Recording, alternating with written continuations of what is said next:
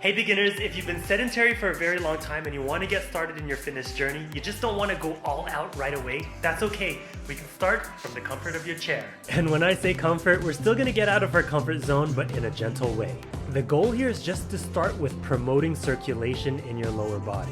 Over the years of being sedentary, poor circulation can be the root of a lot of issues, so we're going to counter it with movement from where you sit. And of course, our upper body will be affected. We see this a lot in our shoulder area. If you're an office worker, I'm sure you feel it. Your posture is also a telltale sign of weaknesses in your muscles. So we're not lifting any weight here, we're just moving. That's the start of your journey. And of course your heart needs some loving too, pun intended. We're gonna do a couple rounds of some very light cardiovascular exercises. Now we're not gonna go too crazy with the stretching, but I want you to do this one move. This is for your hamstrings. Since you sit on them all day, it's really important that we start stretching them. This feels really good. Now let's ease into a standing exercise. Now we're just gonna activate those hamstrings and warm up those knees. This is really important for the next part of your fitness journey.